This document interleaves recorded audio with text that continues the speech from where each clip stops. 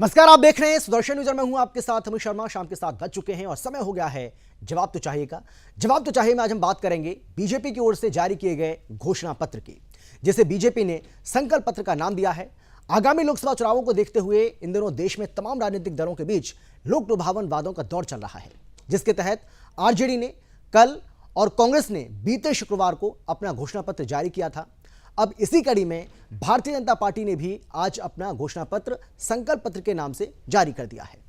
इस दौरान खुद प्रधानमंत्री नरेंद्र मोदी, गृह मंत्री अमित शाह, रक्षा मंत्री राजनाथ सिंह और पार्टी अध्यक्ष जेपी नड्डा के साथ ही वित्त मंत्री निर्मला सीतारमण समेत बीजेपी के कई बड़े नेता इस कार्यक्रम में मौजूद रहे, जहां प्रधानमंत्री मोदी ने अपने संकल्प पत्र के बारे में बताते हुए भारत की वैश्विक सुरक्षा के साथ साथ भारत के गरीबों और किसानों से जुड़े तमाम मुद्दों का जिक्र किया। वहीं बीजेपी के संकल्प पत्र में सबसे अहम बात देशव्यापी यूसीसी की घोषणा है। एक तरफ कांग्रेस का संकल्प पत्र था जिसमें पर्सनल लॉ की बात कही गई थी, तो दूसरी तरफ बीजेपी ने सभी के लिए समान कानून अर्थात यूसीसी की बात कही है।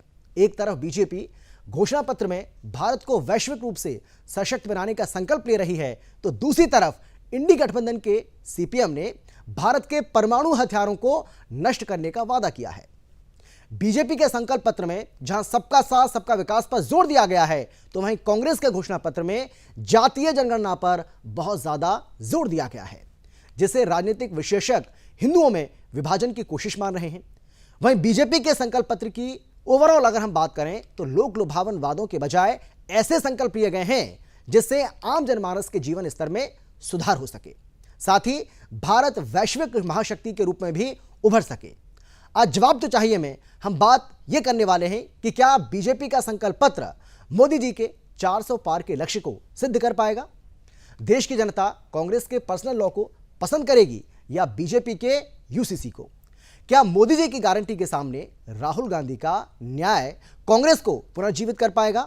और अंत में सबसे बड़ा सवाल यह कि बीजेपी का संकल्प पत्र कांग्रेस के न्याय पत्र से कितना अलग है? आज चर्चा इसी को लेकर करेंगे।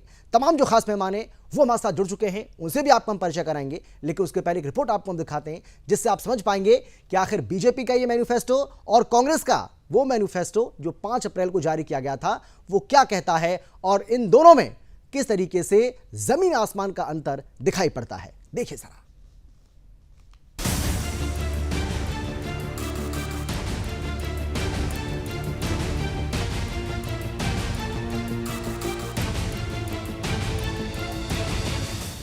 युवा शक्ति, नारी शक्ति, गरीबों और किसानों को देश का मजबूत स्तंभ बताते हुए आज प्रधानमंत्री नरेंद्र मोदी ने संकल्प पत्र के नाम से अपनी पार्टी का घोषणा पत्र जारी किया। इस दौरान प्रधानमंत्री नरेंद्र मोदी ने अपने संकल्प पत्र में किए गए वादों को 4 जून के नतीजों के बाद तेजी से लागू करने का भी वादा किया, लेकिन बीजेपी के इस संकल्प पत्र पर विपक्ष लगातार तीखी टिप्पणियां कर रहा है। जहां एक ओर कांग्रेस नेता पवन खेड़ा बीजेपी के संकल्प पत्र को जुमला बता रहे हैं, वहीं कांग्रेस अध्यक्ष मल्लिकार्जुन खड़गे बीजेपी से 2019 के वादों का हिसाब मांग रहे हैं, जिन्होंने बीते शुक्रवार को न्याय पत्र नाम से अपनी पार्टी का घोषणा पत्र जारी किया था। लेकिन यहाँ सवाल ये कि आखिर बीजेपी का संकल्प पत्र कांग्रेस के न्याय पत्र से कितना अलग है? बीजेपी के संकल्प पत्र में 70 वर्ष से अधिक के सभी वर्गों के वरिष्ठ नागरिकों को आयुष्मान भारत योजना का लाभ देने की बात शामिल है। यही नहीं, अपने घोषणा पत्र में बीजेपी ने देश के कोने कोने में वंदे भारत ट्रेनों के विस्तार का भी वादा किया है। इसके साथ ही बीजेपी के संकल्प पत्र में भारत को फूड प्रोसेसिंग हब बनाने, 5 साल के अंदर 3 करोड़ गरीबों को पक्का घर देने, मुफ्त राशन योजना को आने वाले 5 वर्षों तक जारी रखने, मुद्रा योजना के तहत कर्ज की सीमा 10 लाख रुपए से बढ़ाकर 20 लाख रुपए तक करने और सूर्य घर मुफ्त बिजली योजना के तहत बिजली बिल को शून्य करने जैसी बातें शामिल हैं।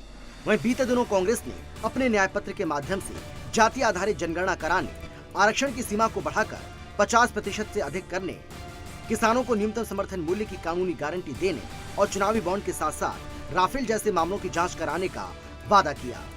यानी एक ओर जहां बीजेपी का संकल्प पत्र भारत के आर्थिक और तकनीकी सुधार पर आधारित है, वहीं दूसरी ओर कांग्रेस आरक्षण जैसे मुद्दों के साथ 2024 के चुनाव में आगे बढ़ रही है। बाकी जनता इनमें से किन मुद्दों को स्वीकारती है और किन मुद्दों को नकारती है, ये तो 4 जून को लोकसभा चुनाव के नतीजों के साथ ही पता चलेगा। Bureau report, Sudarshan news.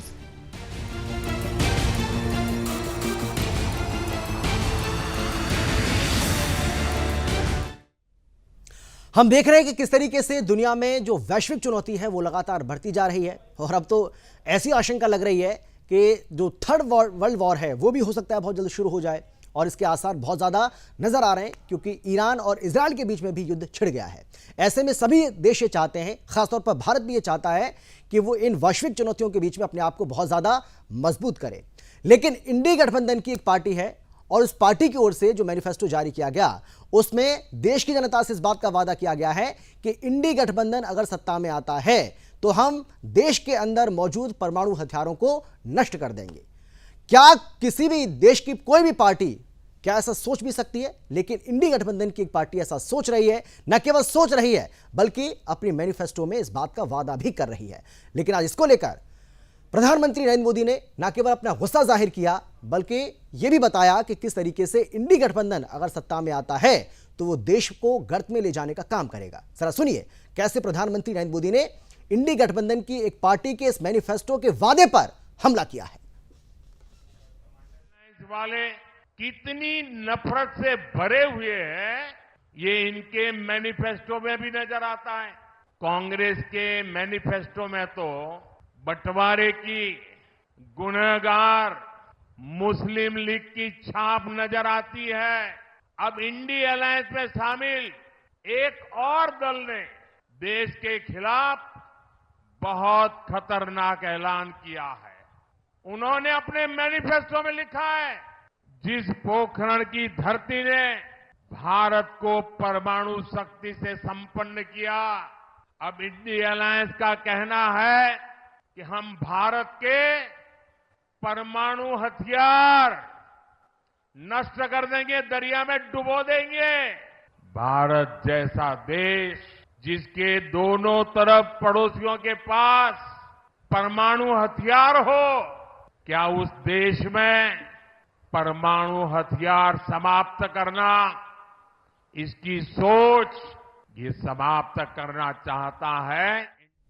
और चलिए बिना समय गवाए चर्चा की शुरुआत करेंगे, लेकिन कौन खास मेहमान हमारे साथ मौजूद हैं सबसे पहले उनसे आपका परिचय कराते हैं। हमारे साथ बीजेपी की ओर से बीजेपी के प्रवक्ता खेमचंद शर्मा जी जुड़ गए, बहुत स्वागत है सर आपका। इसके अलावा कांग्रेस के प्रवक्ता केवल ढींगरा जी हमारे साथ मौजूद हैं, आपका भी स्वागत है सर। और इन सब के अलावा राजनीतिक विशेषज्ञ यानी कि पॉलिटिकल एक्सपर्ट के तौर पर सुरेंद्र स्वामी जी हमारे साथ जुड़ गए, सर आपका भी बहुत स्वागत है। लेकिन सबसे पहले केवल ढींगरा जी, मैं आपके पास आना चाहता हूं, जहां बीजेपी की ओर से अपने इस मैनिफेस्टो में जिसे उसने संकल्प पत्र का नाम दिया है उसमें उसकी ओर से यह वादा किया जा रहा है कि हम अगर सत्ता में आएंगे तो हम यूसीसी की तरफ कदम बढ़ाएंगे, हम देश में यूसीसी को लागू करेंगे। लेकिन कांग्रेस पार्टी अपने न्याय पत्र में, अपने घोषणा पत्र में इस बात का वादा करती है कि मुसलमानों को पूरा अधिकार है कि मुसलमान शरिया के हिसाब से अगर चलना चाहें देश के अंदर तो वो चल सकते हैं, यानी कि मुसलमानों का जो पर्सनल लॉ है उसको संरक्षित करने का काम कांग्रेस पार्टी करने वाली है। केवल ढींगरा जी। देखिए, ये झूठ के पुलंदे और झूठ की बीजेपी की कहानियां अमित कुमार जी आपके मुंह से तो अच्छी नहीं लग रही। आपको ये मैं बात बताना नहीं, अगर मैं नहीं, आप अपनी बात बोल लीजिए, फिर मैं आपको बताऊंगा कि मैं ऐसा क्यों कह रहा हूं। हाँ, पहले सुन लीजिए, हमारा जो घोषणा पत्र है वहां कोई भी ऐसी लाइन ही नहीं है। अच्छा, ये सब झूठ बोलने की जो भाजपा की नीति है इसका क्या करें? ये तो झूठ बोलने के लिए टीवी पर आते हैं और झूठ बोलकर चले जाते हैं। असली में मुद्दे क्या है देश के? 2 करोड़ रोजगार, 20 करोड़ रोजगार कहाँ है जो मोदी जी ने कहा था? वो अच्छे दिन कहाँ है जो मोदी जी ने कहा था आएंगे 2014 में? वो ये कहा था 15-15 लाख रुपए जो है लोगों के खाते में आएंगे जब काला धन लेकर के आएंगे। वो कहाँ है? इन्होंने कहा था 100 स्मार्ट सिटियां हमारे देश के अंदर बनेगी। वो कहाँ है? इन्होंने कहा था बुलेट ट्रेन हम देश के अंदर लेकर आएंगे। वो कहाँ है?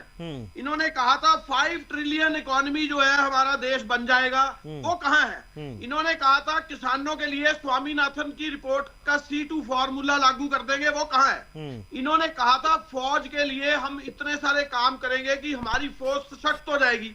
लेकिन उनको अग्निवीर बनाने के लिए उनके लिए 5 साल का प्रावधान कर दिया। आप बताइए इन्होंने करा क्या, कहा क्या, करा क्या? ये जुमलों का पत्र नहीं है तो और क्या है? जितने वायदे आज ठीक है केवल ढींगरा जी, मैंने देखिए अब आपकी पूरी बात सुनी है। जुमले साबित केवल ढींगरा जी, मैंने आपकी पूरी बात सुनी है, अब आप मेरी बात सुन लीजिए प्लीज। ठीक है जी, जो आप कह रहे हैं हम ये बिल्कुल नहीं कह रहे हैं कि ये देश के मुद्दे नहीं है, ये देश के मुद्दे हैं और इन पर काम हुआ है। इस बात को आपने, पूरी जनता इस बात को क्या जानती काम है। हुआ है, वही तो पूछ और रहा हूं। एक बार नहीं बल्कि दो बार मौका दिया है, और 2019 क्या में तो काम पहले हुआ से है, ज्यादा बताइए। 20 सीटें बीजेपी को मिली, 20 करोड़ एनडीए को मिली। रोजगार देश की जनता को मिल ठीक गया है, क्या? नहीं, मैं, आपने अगर मेरी बात पर आपत्ति जताई तो पहले सुन लीजिए कि मैं ऐसा क्यों कह रहा हूं। देखिए, बीजेपी ये कह रही है कि हम यूसीसी लागू करेंगे, यानी कि समान नागरिक संहिता, एक देश में सभी नागरिकों के लिए एक समान कानून होगा। लेकिन आप ये कह रहे हैं कि मुसलमानों का जो पर्सनल लॉ है हम उसको संरक्षित करेंगे, यानी कि मुसलमान अगर शरिया के हिसाब से चलना चाहे तो आप उसको छूट देंगे, उसमें आप कोई रोक टोक नहीं करेंगे। आप ये कह रहे हैं कि स्कूल कॉलेज में अपनी मन पसंदीदा जो ड्रेस होगी वो पहन सकते हैं छात्र, यानी कि हिजाब बुर्का की अगर उनको किसी को पहनना है तो उसकी पूरी आज़ादी होगी, ड्रेस कोड कोई मायने नहीं रखता आप लोगों के लिए। बीजेपी ये कह रही है कि 2047 तक हम भारत को विकसित राष्ट्र बनाएंगे। नहीं, आप मेरी बात तो सुन लीजिए ना। लेकिन इंडी गठबंधन की एक पार्टी का मैनिफेस्टो ये कहता है कि परमाणु हथियारों को हम नष्ट करेंगे। मैं तो कंपैरिजन कर रहा हूं सर, एक छोटा सा कंपैरिजन में कर रहा हूं, ये सुन लीजिए, और पैनल में जो लोग हैं वो सभी सुन ले तो ज्यादा बेहतर होगा। मैं गलत कह रहा हूं तो आप बताइए। आप कह रहे हैं कि हम जातिगत जनगणना करेंगे, यानी कि हिंदुओं को बांटने की आप कोशिश कर रहे हैं, हिंदुओं को आप जाति में बांटेंगे। लेकिन बीजेपी कह रही है कि हम सबका साथ, सबका विकास, सबका विश्वास की हिसाब से ही चलेंगे, जैसा कि अभी तक हम चल पाए। वन नेशन वन इलेक्शन की बात कर रहे हैं, लेकिन आप ये कह रहे हैं कि वन नेशन और वन इलेक्शन की इस देश को जरूरत ही नहीं है। और देखिए, ये दोनों साइड में मेरे आप देख पा रहे होंगे, एक तरफ हम बीजेपी का संकल्प पत्र चला रहे हैं और दूसरी तरफ हम कांग्रेस का न्याय पत्र चला रहे हैं। फैसला आपको करना है कि किसके पत्र में कितना दम है, किसके मैनिफेस्टो में कितना दम है, लेकिन जो सच्चाई है वो हम देश की जनता के सामने रख रहे हैं। केवल ढींगरा जी, मैंने आपको बता दिया कि मैंने ऐसा क्यों कहा, आपने मेरी बात पर आपत्ति जताई, इसलिए अब आप अपनी बात रखिए, उसके बाद आगे बढ़ता हूं। ये कहना चाहता हूं, जो हमारे देश में ऑलरेडी कानून बने हुए हैं, हमारा लोकतंत्र चल रहा है, वो कितना चल रहा है, 75 सालों से चल रहा है, उसको चेंज करने के लिए किसने बात शुरू की है? हमने तो नहीं की। हमने ये कहा है कि हम अपने लोकतंत्र को जिस तरीके से हमने बनाया है उसको 75 साल से वो चल रहा है, उसको ऐसे ही चलाएंगे, हमने ये कहा। इन्होंने ये कहा कि हम अनंत हेगड़े जी की बात सुनिए, उन्होंने ये कहा कि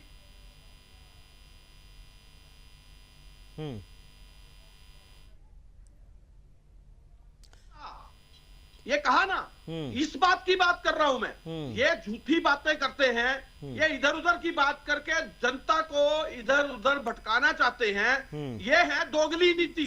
नहीं भाजपा दोगली नीति करती है। जिस अनंत हेगड़े की बात आप कर रहे हैं उस बात को बीजेपी बड़े मंचों से खारिज कर चुकी है। खुद प्रधानमंत्री नरेंद्र मोदी भी बार बार अपनी रैलियों में इस बात का जिक्र कर रहे हैं कि भाई भारत के संविधान में बदलाव की तो कोई सोच ही नहीं सकता है। खुद अंबेडकर जी आ जाएं तब भी इसकी हम सोच भी नहीं सकते हैं, तो वो तो मामला वहीं खत्म हो जाता है। अनंत हेगड़े जी का बयान क्यों है? हाँ, अनंत हेगड़े जी कौन है? तो मैं तो बता, जी बीजेपी के, तो मैंने बता दिया ना भाई, मैंने बता, तो आप ये नहीं, आप पीएम की बात पर भरोसा करेंगे, अनंत हेगड़े की बात पर भरोसा करेंगे? पीएम की बात, पीएम का क्या सवाल हुआ? आज आप मोदी वर्सेस पवन खेड़ा जी कर रहे हैं, तो पवन खेड़ा जी क्या है? हमारे कांग्रेस के हेड है। चलिए मैं आता हूं आपके पास, मैं आता हूं। केवल ढींगरा जी, आप मानोगे नहीं, लेकिन वादा तो आप ये भी कर रहे हैं कि मुसलमानों के लिए ऋण के लिए आसान शर्तें रखी जाएंगी, यानी मुसलमान अगर ऋण लेना चाहे तो उसके लिए बहुत ज़्यादा आसान शर्तें रहेंगी। तो आप देखिए ना कि किस तरीके से जो तुष्टीकरण की राजनीति है वो बहुत ज़्यादा जोर पकड़ रही है, और कांग्रेस पार्टी इसमें लगातार कोशिश कर रही है। अब इसमें कितने कामयाब आप होंगे इसके लिए तो इंतजार करेंगे, लेकिन फिर भी मैं लौटूंगा आपके पास। खेमचंद जी, मेरी आवाज़ आप तक पहुँच पा रही है क्या? जवाब दीजिए। जो केवल ढींगरा जी कह रहे हैं, उन्होंने बहुत सारी बातें गिनाई हैं और उन्होंने बताया कि 2014 में और 2019 में क्या वादे आपने किए और उन वादों में से कितने वादे आप पूरे कर पाए, कितने पूरे नहीं कर पाए। उनका तो ये कहना है कि वादे तो आपने बहुत सारे किए लेकिन पूरे नहीं कर पाए। आपका जवाब? नमस्कार, जय हिंद जी। देखिए, बातें जय हिंद। 2014 में काम था और जो 2019 में काम, सबके सब बातें अब के 70% कंप्लीट की थी। और हम लोगों ने पहली जो हमारी काम थी उसमें लोगों की जो परेशानियां थी, जो यूपीए ने और कांग्रेस ने जो गड्ढे खोदे हुए थे, उनको भरने का काम किया, इकोनॉमी को संभालने का काम किया, लोगों को संभालने का काम किया। और दूसरे में जो हमारी सोच थी, हमारी विचारधारा थी, लंबे समय से जो देश के सामने समस्याएं अटकी हुई थी, भटकी हुई थी, उनको रिजॉल्व करने का काम किया। सबने देखा किस तरीके से 370 को हटाया और जम्मू कश्मीर का पूर्ण तरीके से हम लोगों ने इंटीग्रेशन भारत के साथ किया।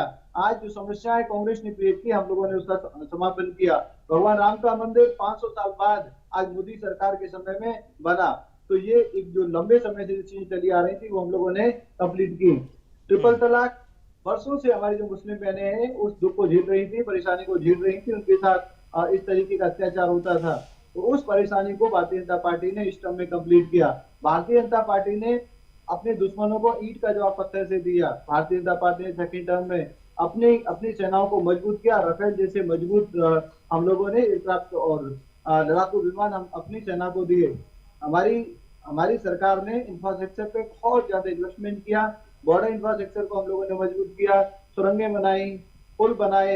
आपने अटल सेतु जैसा सेतु देखा जो इंफ्रास्ट्रक्चर की एक अपने आप में मिसाल है। तो भारतीय जनता पार्टी कोविड जैसे काल में जो पूरे विश्व में हाहाकार था, उस समय अपने देश को संभाला और अपनी मात्र 9 महीने में अपनी खुद की वैक्सीन डेवलप की और विश्व की सबसे बड़ी और सबसे तेज हम लोगों ने वैक्सीनेशन अभियान चलाया और उसके तहत हम लोगों ने 222 करोड़ से ज्यादा डोसेज लगाई और कोई भूखा ना सोए। आदरणीय प्राइम मिनिस्टर मोदी जी गरीब के बेटे हैं, गरीबी समझते हैं, गरीबी जी है, उसको सूचित करने के लिए कोई भूखा ना सोए लगातार फ्री में राशन दिया जा रहा है। और इन सारी योजनाओं की वजह से लगभग 25 करोड़ लोग गरीबी से बाहर निकले हैं। अब ये कहते हैं कि गरीबी से बाहर 25 करोड़ निकल गए तो फिर आप ये राशन क्यों दे रहे हैं? अरे भाई, कोई बीमार आदमी होता है, उसको कमीने के लिए बोला जाता है आपको थोड़ा आराम करना, अपने सेहत का ध्यान रखना। तो जो लोग गरीबी से निकले हैं लगातार उनको मदद दी जा रही है ताकि उन्हें गरीबी में वापस ना जाए। क्योंकि कांग्रेस जो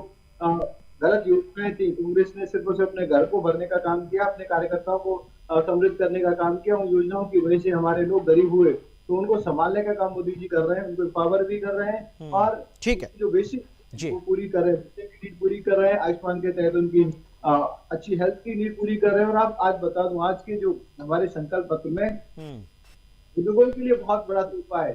70 साल से ऊपर के बुजुर्ग होते हैं, उनको कई बुजुर्गों को उनके बच्चे सहयोग नहीं करते। दूसरा, उनका जो हेल्थ इंश्योरेंस या तो होता नहीं, होता है तो बहुत महंगा होता है। उस समस्या को खत्म कर दिया है। 5 लाख तक का बीमा बुजुर्गों को जो 70 साल से बड़े हैं उनको देने की गारंटी आयुष्मान भारत कार्ड के तहत आदरणीय प्राइम मिनिस्टर मोदी जी ने की है। आदरणीय प्राइम मिनिस्टर मोदी जी ने 3 करोड़ बहनों को और लखपति दीदी बनाने का लक्ष्य रखा है और हम वो बना के रखेंगे। 1 करोड़ बहनों को हमने ऑलरेडी लखपति दीदी बना दिया है। लगभग 10 करोड़ बहनें सेल्फ हेल्प ग्रुप के माध्यम से जुड़ी हैं, काम कर रही हैं, अपने आप को समृद्ध कर रही हैं। हम लोगों ने युवा एंटरप्रीनियर जो एमएसएमई में काम करने वाले लोग हैं उनको एंटरप्रीनियर बनाया। मुद्रा लोन के तहत 40 करोड़ से ज्यादा हम लोगों ने मुद्रा लोन दिए। आज उसका एक्सपेंशन करेंगे और उसका एक्सपेंशन होगा। जो अभी तक 10 लाख रुपए तक उनको दिए जा सकते थे या लिए जा सकते थे, अब उस बढ़ा के 20 लाख रुपए तक कर दिया है और बड़े स्तर पे हमारे जो एंटरप्रीनियर हैं उसका लाभ ले पाएंगे। ठीक है खेमचंद जी, मैं आऊंगा आपके पास, मैं लौटूंगा आपके पास। लेकिन सुरेंद्र स्वामी जी, मैं आपसे जानना चाहता हूं सर, क्योंकि आप पॉलिटिकल एक्सपर्ट हैं, आप बेहतर तरीके से बता पाएंगे। भाई, बीजेपी के अपने दावे हैं, कांग्रेस के अपने दावे हैं। अब दोनों के मैनिफेस्टो को आपने देख लिया है। नाम चाहे कुछ भी दिया जाए, उसको न्याय पत्र दे दीजिए, संकल्प पत्र दे दीजिए, लेकिन फिर भी आपको किसके घोषणा पत्र पर ज्यादा यकीन हो पा रहा है, या यूं कह लीजिए कि किसके घोषणा पत्र में आपको ज्यादा दम नजर आ रहा है? देखिए, ऐसा है कि जो विपक्षी दल है वो सत्ता से बाहर है, इसलिए उसका जो घोषणा पत्र है वो इस बारे में है कि उन्हें लोग सत्ता वापस सौंपें। और जो विपक्षी दल है, गठबंधन है, उनको सबसे ज्यादा भरोसा तुष्टीकरण पर है और इसीलिए उनके सारे जो मैनिफेस्टो बनाए हैं उन सब मैनिफेस्टो का बेसिस तुष्टीकरण है। भारतीय जनता पार्टी सत्ता में है, वो अपना एक एजेंडा जो ऑलरेडी उनकी 4 पायों पर जो सरकार उन्होंने चलाने की बात की है, वो उसी को आगे लेकर के चलना चाहते हैं। जैसे सबसे पहले तो इसमें है कि जन कल्याण की योजनाएं, तो उन जन कल्याण की जो मौजूदा योजनाएं हैं उसमें उन्होंने बढ़ोतरी की है। उसमें उन्होंने मुद्रा लोन जो है उसको बढ़ा के 10 लाख से 20 लाख किया है। फिर ऐसे ही उन्होंने जो रेहड़ी पटरी वाले हैं उनको जो ऋण की सुविधा है बिना गारंटी के, बिना ब्याज के 50,000 से उसको 1 लाख करने की योजना है। फिर जो आयुष्मान की योजना है हेल्थ की, उसमें उन्होंने जो भी बुजुर्ग हैं, चाहे वो मौजूदा योजना में कवर नहीं होते हैं उनके परिवार, लेकिन उनको 70+ वालों को सबको आयुष्मान में मुफ्त इलाज मिलेगा। बिल्कुल। तो इसका सबसे बड़ा जो फायदा है, जो मिडिल क्लास फैमिलीज हैं, जो न तो अपर क्लास में है कि उनके इतने आय के साधन है कि वो खुद इलाज बेहतरी से करा सकें जी। और न ही वो उतने गरीब हैं कि वो उनका आयुष्मान कार्ड बन सके, तो सबसे बड़ा फायदा उनको होगा। फिर ट्रांसजेंडर्स के लिए उन्होंने इसमें शामिल किया है, एक बहुत बड़ा कदम है। फिर जो 4 करोड़ घर दे दिए हैं, अब उसी योजना में वो 3 करोड़ घर और देंगे। बिल्कुल। अब जब वो 3 करोड़ घर उसमें देंगे तो उसमें उन्होंने कहा है कि दिव्यांगों को प्राथमिकता देंगे। तो इस देश में करीब 2 करोड़ लोगों की आबादी ऐसी है जो दिव्यांग है। बिल्कुल। तो बिल्कुल सुरेंद्र जी, मैं लौटूंगा आपके पास, आप अपनी बात को पूरा कीजिएगा, लेकिन मुझे बार बार ब्रेक के लिए बोला जाना है। एक छोटे से ब्रेक के लिए मैं रुक रहा हूं। 30 सेकंड का मात्र ब्रेक है और उसके बाद चर्चा को आगे बढ़ाते हैं। केवल ढींगरा जी, मैं आपके पास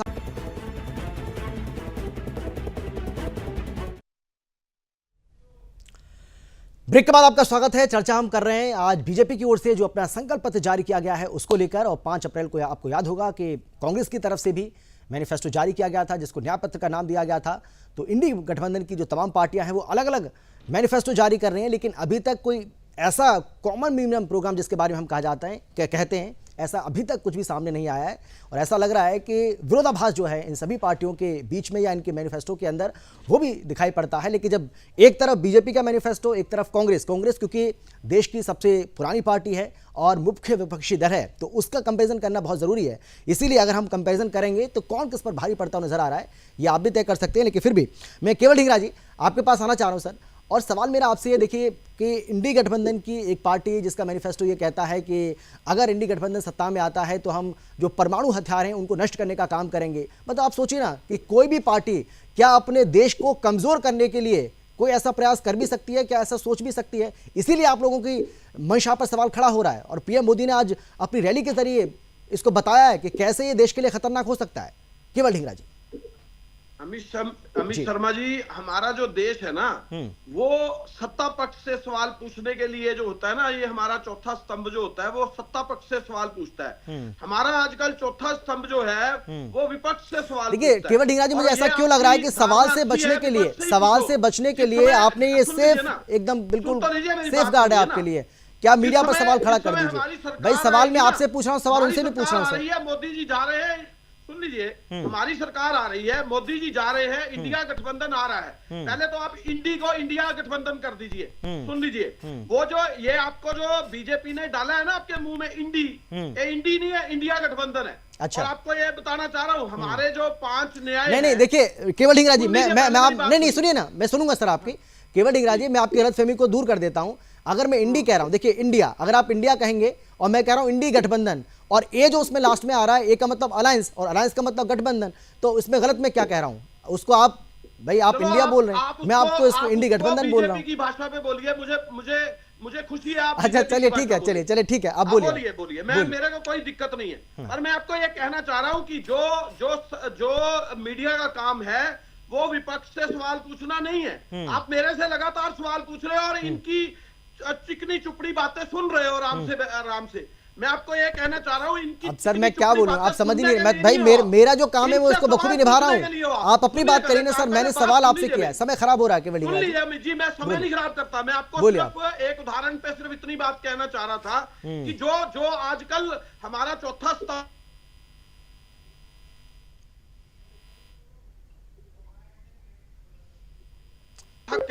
हाँ कहना चाह रहा हूं। चलिए केवल ढींगरा जी, आपकी आवाज बहुत ब्रेक हो रही है। मैं आ रहा हूं, तुरंत आपके पास आ रहा हूं, छोटे से ब्रेक लिए हम रुक रहे हैं, जल्द लौट रहा हूं आपके पास, आ रहा हूं सर, आ रहा हूं मैं।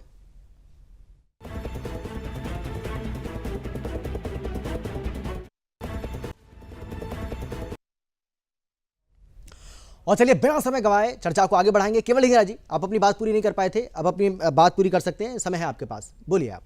कांग्रेस के घोषणा पत्र में 5 न्याय की बातें हैं जी, 5 न्याय देंगे हम। और सबसे बड़ी बात ये करेंगे, 30 लाख जो जॉब खाली पड़ी हैं, जो भारतीय जनता पार्टी ने खाली छोड़ रखी है, उनको भरने का काम करेंगे।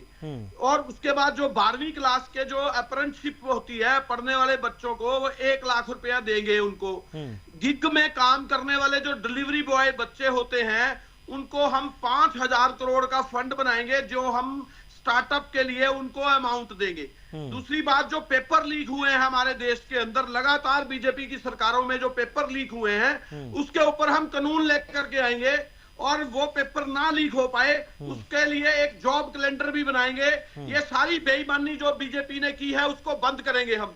और ये एक बात और कहना चाहता हूं, बहनों महिलाओं के लिए, गरीबों के लिए 1-1 लाख रुपया पर ईयर के लिए हम उनको देने का काम भी करेंगे, जिससे महिलाओं का उद्धार हो सके। उनको आगे जो है जो काम नहीं कर रही हैं, जो गरीब महिलाएं हैं, उनका 8,000 के करीब 1 लाख रुपया साल का हम उनको वो भी देने के काम करेंगे। इसी तरह के बहुत सारे वायदे हैं जो हमने किए हैं। और ये जो दूसरी बड़ी बात एक बताता हूं, इन्होंने जो बड़े बड़े बिजनेसमैन थे उसके 16 लाख करोड़ माफ किए हैं। उसी 16 लाख करोड़ को हम जो है गरीब आदमियों के लिए वही फंड बनाएंगे, चाहे वो किसान हो, चाहे वो कर्मचारी हो, चाहे वो गरीब जो लोग हो जो गरीबी रेखा से नीचे चलते हो, चाहे वो कामगार हो, चाहे वो जिस तरह से आपने देखा होगा कोरोना में मजदूर लोग किस तरह से सड़कों पे चलते चलते मर गए थे, उन लोगों के लिए मनरेगा के अंदर या दूसरी चीजों के अंदर हम उन लोगों के लिए फंड क्रिएट करेंगे। नहीं, वो तो अच्छी बात है, वो बढ़िया बात है केवल ढींगरा जी, लेकिन मुझे अच्छे से याद है केवल ढींगरा जी, मुझे अच्छे से याद है पैसा है जी, हाँ, वो गरीबों के लिए खर्च करेंगे, उनका उत्थान करेंगे। नहीं, ये अच्छी बात है भाई, अगर आप ऐसा कर पाते हैं। पहली बात तो ये कि सत्ता में आई है ना, उसके बाद अगर कर पाते हो अच्छी बात है, लेकिन ये सत्ता में भाई जा रहे हैं, इंडिया गठबंधन आ रहा है, चलिए अच्छी बात है भाई, ये कॉन्फिडेंस बना लेना चाहिए। लेकिन केवल ढींगरा जी, सुन लीजिए मेरी बात पूरी होने दे। 72,000 सालाना आप दे रहे थे ना पिछली बार, मुझे अच्छे से याद है, न्याय की गारंटी दे रहे थे 2019 में भी। इस बार की बात कर रहा हूं मैं, पिछली बार की बात तो मैं वही कह रहा हूं भाई, पिछली बार भरोसा आप नहीं किया ना जनता ने। जुमलों की मोदी जी की पार्टी का जाने का टाइम है, इंडिया गठबंधन के आने का टाइम है, और लोग जो है वो बात इनकी सारी समझ गए। इन्होंने सिर्फ देश को, अच्छा चलो एक बात बता दीजिए, अगर इंडिया गठबंधन सत्ता में आ रहा है, केवल ढींगरा जी, एक छोटी सी सवाल, एक छोटी सी बात, एक छोटा सा सवाल, मैं तो सुन रहा हूं ना सर। हाँ, नहीं थोड़ा सा मुझे सर, क्या बात आप कर रहे हैं सर, सबसे ज्यादा समय तो आप ही को मिल रहा है, थोड़ा सा टाइम दे दीजिए। और हाँ, नहीं समय आप लीजिए, मैं आपसे बस ये जानना चाह रहा हूँ, आप ये कह रहे हैं आप के लिए टाइम में चुप करके बैठूंगा। नहीं सुन तो लीजिए, मैं मेरा सवाल सुनिए उसके बाद आप बोलिए। मैं आपसे ये कह रहा हूँ कि आप भाई बार बार इस बात का दावा कर रहे हैं कि इंडी गठबंधन आ रहा है, बीजेपी जा रही है, एनडीए जा रहा है, जो भी है चलिए मान लीजिए, लेकिन मैं ये कह रहा हूँ कि इंडी गठबंधन अगर सत्ता में आ जाता है तो ये परमाणु हथियारों को नष्ट तो नहीं करेंगे आप, क्योंकि आपकी पार्टी का ही आपके अलायंस पार्टनर जो है उसने अपने मैनिफेस्टो में इस बात का वादा किया है कि परमाणु हथियारों को नष्ट करेंगे। परमाणु हथियारों को लेके कौन आया? किसने अरे तो लाए तो इसलिए नहीं भाई, नष्ट करने के लिए थोड़ी लाए थे उनको। आप सुन तो लीजिए ना, ऐसा मत करिए, बोलिए। परमाणु हथियार लाए ही कांग्रेस, परमाणु हथियारों का काम ही कांग्रेस ने किया। हमारी जो देश की लड़ाइयां हैं वो सारी कांग्रेस ने लड़ी। पाकिस्तान के 2 टुकड़े कांग्रेस ने करे, बांग्लादेश अलग कांग्रेस ने बनाया। इन्होंने करा क्या? इन्होंने कुछ भी नहीं किया, इन्होंने सिर्फ दिखावा किया। कांग्रेस ने पूरे देश की पूरी चारों तरफ से सीमाओं को मजबूत किया। और आपको बताऊं, आज हमारी चीन की जो हमारे चाइना की जो लोग हैं हमारी धरती पे कब्जा करके बैठे हुए हैं। मोदी जी की लाल आंख पता नहीं कहां गई, निकलती भी नहीं चूं मुंह से, वो कहां गई लाल आंख? आज हमारा जो जवाब लेते हैं वो धरनों पे बैठे हैं, और ये लेह लद्दाख वाले जो है वो सड़कों पर बैठे हैं। मोदी जी चूं भी नहीं करते, आवाज भी नहीं निकलती। ठीक है, और सुनिए, ठीक है, जो केवल इंदिरा जी अब जवाब लीजिए ना, वो सब देश के लोगों को मालूम है। इन्होंने अग्निवीर योजना लेकर के आए हैं, जो कि 5 साल की योजना है, जिससे हमारे देश की फौज की भर्ती को कम करने का काम कर रहे हैं ये लोग। हमारे देश की फौज के साथ खिलवाड़ कर रहे हैं। ठीक है, खेमचंद जी जवाब दीजिए, खेमचंद जी जवाब दीजिए। देखिए, इनकी 3 पीढ़ी सत्ता में रही, पंडित नेहरू रहे, श्रीमती इंदिरा गांधी जी रही, राजीव गांधी रही, फिर मनमोहन सिंह जी 10 साल रहे। उसके बाद हम सब जानते हैं क्या किया इन्होंने। आज भी राहुल गांधी जी को गरीबी हटाने की बात करनी पड़ रही है, क्यों? तो भी ये सिर्फ बात करते कुछ नहीं, इन्होंने कुछ नहीं किया। आदरणीय प्राइम मिनिस्टर मोदी जी ने 10 साल में करके दिखाया। आदरणीय प्राइम मिनिस्टर मोदी जी ने 25 करोड़ लोगों को गरीबी से बाहर निकाला। प्राइम मिनिस्टर मोदी जी ने इंश्योर कोई भूखा न सोए, उसके लिए लगातार फ्री में राशन दे रहा हूँ, अगले 5 साल में फ्री में राशन देते रहेंगे। आदरणीय प्राइम मिनिस्टर मोदी जी ने सुनिश्चित किया कि भाई हर एक व्यक्ति को एक अच्छी स्वास्थ्य की सुविधा मिले, गारंटी मिले। और आयुष्मान भारत के तहत 6.5 करोड़ से ज्यादा लोगों ने ऑलरेडी हॉस्पिटलाइजेशन में फ्री में इलाज कराया, अच्छा इलाज कराया, बढ़िया इलाज कराया है। 32 करोड़ से ज्यादा कार्ड बने और अब जितने भी हमारे सीनियर सिटीजन है पूरे देश के, सभी को 5 लाख की गारंटी मिलेगी। आदरणीय प्राइम मिनिस्टर मोदी जी ने करके दिखाया है। घर घर में टॉयलेट बनाने का काम आदरणीय प्राइम मिनिस्टर मोदी जी ने किया है। घर घर में बिजली देने का काम आदरणीय प्राइम मिनिस्टर मोदी जी ने किया है। 14 करोड़ से ज्यादा घरों में नल से जल देने का काम आदरणीय प्राइम मिनिस्टर मोदी जी ने किया है, जो ये नहीं कर पाए, 65 साल में नहीं कर पाए। 65 साल में सत्ता में रहने के बावजूद भी इन्होंने ऐसा नहीं किया। पीएम किसान के माध्यम से लगातार किसान को मदद दी जा रही है, हर बार मदद दी जा रही है और कंटिन्यूस की मदद दी जाएगी। ये एक बार कहते हैं हम लोग आपको 50 करोड़ रुपए उसमें इन्होंने लगाया, वो भी किसी को किया किसी को नहीं किया, लेकिन आदरणीय prime minister Modi ji already 2,80,000 crore रुपए किसानों को डिस्पर्स कर चुके हैं। आदरणीय प्राइम मिनिस्टर मोदी जी की योजना के माध्यम से आज किसानों को प्राकृतिक आपदा की वजह से लॉस नहीं झेलना पड़ता। प्राकृतिक आपदा आती है तो उससे नुकसान होता है, पूरी भरपाई फसल बीमा के माध्यम से सरकार करती है। आज किसान ओला पड़ता है तो किसान नहीं, लेकिन एक आरोप लग रहा है, एक आरोप ये लग रहा है खेमचंद जी कि इस मैनिफेस्टो में आपने ना कोई महंगाई का जिक्र किया है, ना आपने कोई बेरोजगारी का जिक्र किया है। इसको लेकर कांग्रेस पार्टी हमलावर है। उसका ये कहना है कि भाई आप जो मूल मुद्दे हैं जिनको लेकर 2014 में, 2019 में, खासतौर पर 2014 में तो बीजेपी सत्ता में इस बात पर आई थी, लेकिन आप ना तो महंगाई की कोई बात कर रहे हैं, ना इसमें आप बेरोजगारी की बात कर रहे हैं। देखिए, मैं ये कह सकता हूँ कि भारत में महंगाई कंट्रोल में है। पूरे विश्व में आप देखेंगे आज हाहाकार है। हमारे आसपास की अर्थव्यवस्था है वो दिवालिया होने की कगार पे है। आप विश्व की बड़ी बड़ी अर्थव्यवस्थाओं को देखिए, वहाँ पे कितनी चरम सीमा पर महंगाई, लेकिन भारत में महंगाई कंट्रोल में है। पेट्रोलियम प्रोडक्ट्स की महंगाई रही, लेकिन उसको भी भारतीय जनता पार्टी की सरकार ने जिस तरीके से वैट कम किया उसको लिमिट करने की कोशिश की, लिमिट किया। अगर भारतीय जनता पार्टी की यूपीए की सरकार होती तो पेट्रोल और डीजल 200 रुपए लीटर होता, लेकिन आदरणीय प्राइम मिनिस्टर मोदी जी की अच्छी नीति की वजह से, रसिया और यूएस दोनों के साथ तालमेल मिलाने की वजह से हम लोग पेट्रोलियम एक रीजनेबल रेट पे ले पाए और रीजनेबल रेट पे लेने के बाद अपने लोगों को, अपने इकोनॉमी को संभाल पाए। तो ये एक अच्छी और स्ट्रॉन्ग सरकार की बात है। ठीक है सर, मैं समय बचेगा तो मैं आऊंगा आपके पास। लेकिन सुरेंद्र जी मैं आपसे जानना चाह रहा हूं कि बीजेपी का ये संकल्प पत्र जो है, आपको लग रहा है कि ये संकल्प पत्र बीजेपी को 400 पार पहुंचा पाएगा, उसमें मील का पत्थर साबित होगा? संकल्प पत्र जो है वो 400 पार पहुंचाएगा, वो इस पर निर्भर करेगा कि इनकी जो दक्षिण के प्रदेश हैं इनमें कैसी इनकी परफॉर्मेंस रहती है, क्योंकि दक्षिण के अलावा तो सब जगह इनकी जो परफॉर्मेंस है वो अच्छी ही होनी है।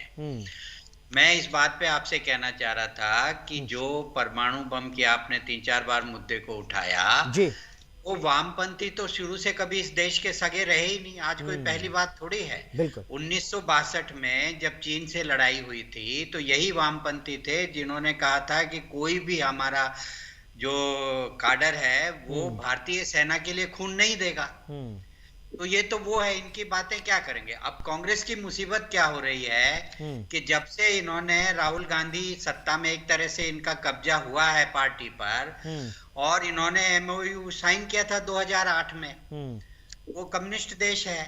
तो ये अब क्या है कि पहले जब तक Congress centre to right to centre थी तब तक इनका अच्छा चलता रहा, लेकिन जैसे ही ये वामपंथियों के कब्जे में आए और ये लेफ्ट की तरफ चले गए तो इनका सुपड़ा साफ होने लग गया। और आज भी वही स्थिति है। अब इनके प्रवक्ता बैठ करके ये बात उठा रहे हैं कि भाई चीन ने ये कर लिया।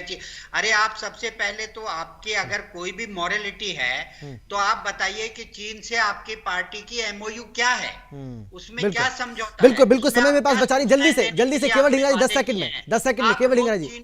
ठीक है सर, सुरेंद्र जी समय नहीं बचा मेरे पास। इलेक्ट्रोल बॉन्ड, बहुत सारी समस्या होती है। गर्दन पे बंदूक रख करके अमाउंट ली जा रही है, चंदा लिया जा रहा है, और वो भी गो बीफ कंपनियों से। चलिए सर, मेरे पास समय इतना ही है। खेमचंद जी आपका, केवल ढींगरा जी आपका और सुरेंद्र जी आपका बहुत धन्यवाद मेरे साथ जुड़ने के, चर्चा में शामिल होने के लिए, अपनी बात रखने के लिए। लेकिन अब एक तरफ बीजेपी का मैनिफेस्टो है, दूसरी तरफ कांग्रेस पार्टी का मैनिफेस्टो है, और तीसरी तरफ आप कहें तो इंडिया अलायंस के जो बाकी गठबंधन के जो सदस्य हैं, इनके जो मेंबर हैं, चाहे वो समाजवादी पार्टी हो, चाहे वो हम साउथ की बात करें तो साउथ में भी अब देखिए सीपीएम का ही है, वो परमाणु हथियार वाला जो हम आपको बता रहे हैं, नष्ट करने की बात जो हो रही है, चाहे वो आम आदमी पार्टी का हो, तो इनके मैनिफेस्टो भी सामने आ गए। अब आप तय कर लीजिए कि किसके मैनिफेस्टो में कितना दम है, और जो वादा आपसे किया जा रहा है, कौन आपके वादों पर कितना खरा उतर सकता है, ये भी यहाँ पर आप आसानी से देख सकते हैं। लेकिन हाँ, यह जरूर है कि कांग्रेस ने जो मैनिफेस्टो जारी किया है उसमें मुस्लिम तुष्टीकरण की राजनीति जो है वो जोर पकड़ती हुई दिखाई दे रही है। लेकिन समाजवादी पार्टी के अगर मैनिफेस्टो को आप देखेंगे तो उसमें मुसलमानों के वोट तो उनको चाहिए, लेकिन मुसलमानों के लिए उसमें कोई आपको अनाउंसमेंट या कुछ ऐसा दिखाई नहीं पड़ेगा जहां पर कोशिश की हो कि भाई मुसलमानों के लिए अगर हम सत्ता में आए तो ये काम करेंगे। तो कुल मिलाकर के आप ये कह सकते हैं कि जो देश की राजनीति है वो तुष्टीकरण की राजनीति की ओर ज्यादा बढ़ती हुई नजर आ रही है। लेकिन बीजेपी की ओर से जो मैनिफेस्टो जारी किया गया है, अब उस पर देश की जनता कितना भरोसा करेगी और 400 पार एनडीए, इसमें कितना सहयोग मिलेगा, ये देखने वाली बात होगी। फिलहाल इतना ही।